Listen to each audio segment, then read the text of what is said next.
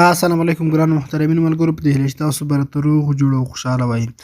ګرانو ملګرو زه یم سید الله حسن زربیه تاسو لپاره د یوې نوې ویډیو سره راغلی. ملګرو په نن ویډیو کې زه تاسو ته درښایم چې موږ څنګه کولی شو چې د خپل فیسبوک آی ډي لپاره فیوچر فوټو په خپله جوړ کړو، یعنې موږ څنګه کولی شو چې د خپلې خوښې فیوچر فوټو د خپل فیسبوک آی ډي لپاره جوړ کړو. نو راځم په ویډیو درته پیل کوم او دا خوندوره طریقه درته ښایم، ډېره اسانه خوندوره طریقه ده.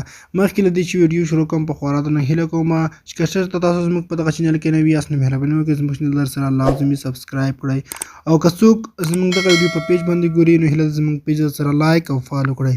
نو راځئ چې ویډیو شروع کړو.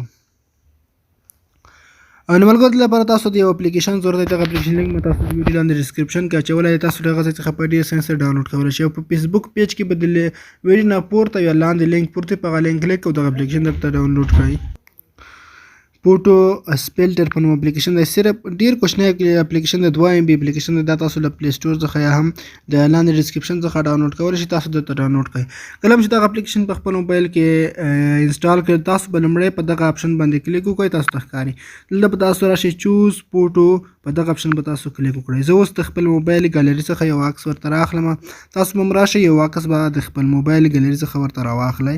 نو زه راځم دلته یو عکس انتخابوم او غواړم هغه عکس د خپل فیسبوک آی ډي لپاره جوړ کړم.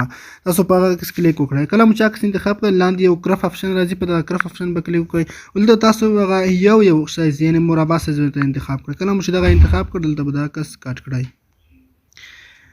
کله مو چې دغه عکس ترتیب کړ ګورئ په دې ډول سره کرف او پورته اپشن راځي، په دغه پورته به دغه سیو اپشن به کلیک وکړئ او عکس به سیو شي. کله مو چې عکس سیو کړ او تاسو ته لاندې راځي سپیلټ اپشن راځي، په دغه سپیلټ اپشن به تاسو کلیک وکړئ. دلته تاسو ته راځي د فیسبوک آی ډي لپاره 3 په 3 کې، یعنې 9 عکسونه 3 زر په 3 9 عکسونه راځي. په دغه اپشن به تاسو کلیک وکړئ 3 په 3 کې، او داسې عکس به تاسو ته راشي.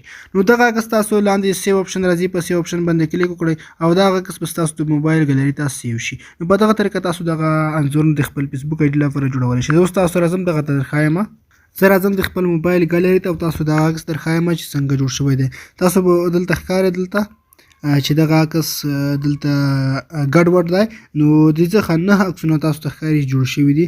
تاسو ته ښکاري چې په دغه کې 9 انځورونه موږ جوړ کړل. اوس د تاسو په فیسبوک آی ډي فیوچر عکس باندې لګولی شئ. تاسو درښایم چې موږ څنګه اوس دغه انځورونه د فیسبوک آی ډي په فیوچر فوټو باندې لګولی شو.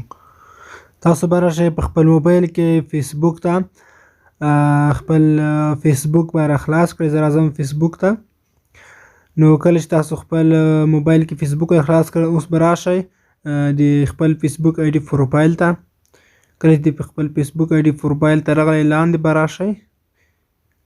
کله چې لاندې راغلی دلته به تاسو زما انځور تاسو ته ښکاري، دلته تاسو ته ښکاري ایډیټ پبلیک ډیټیلز، په دغه اپشن به تاسو کلیک وکړئ. کله مو چې دلته کلیک وکړئ اوس به تاسو لږ لاندې بیا راشئ. تاسو دلته دغه زما فیوچر فوټو ښکاري او د نه پورته بیا اپشن ښکاري ایډیټ، په ایډیټ اپشن به تاسو کلیک وکړئ.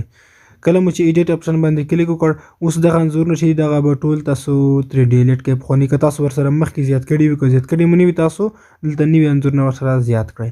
کله مو چې د ټول پاک کړل اوس به تاسو راشئ خپل همغه انځورونه چې تاسو مخکې جوړ کړي دي هغه به دلته ورسره زیات کړئ. نو کله چې تاسو دغه په مور اپشن به کلیک وکړئ دلته به تاسو ته ټول انځورونه ښکاره شي. دا به تاسو یو ورسره زیاتوئ. ګورئ زه دغه ورسره زیاتوم، کوم چې دلته مناسب ورسره راځي هغه زیاتوئ، کوم چې ورسره برابریږي نه هغه بل ځای کې ورسره زیاتوئ. ټول په همدغه طریقه ورسره زیات کړئ. نو کله مو چې دغه انځورونه ورسره زیات کړئ پورته سیو اپشن راځي، په دغه به کلیک وکړئ. نو دلته تاسو ته ښکاري چې انځورونه سیو کیږي.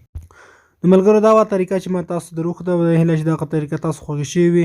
نو کوم چیرې ویډیو خوښه شوې ویډیو لازمي لایک کړئ او له نورو ملګرو سره هم شریک کړئ. مننه، ښه وختونه او ښې شېبې ولرئ.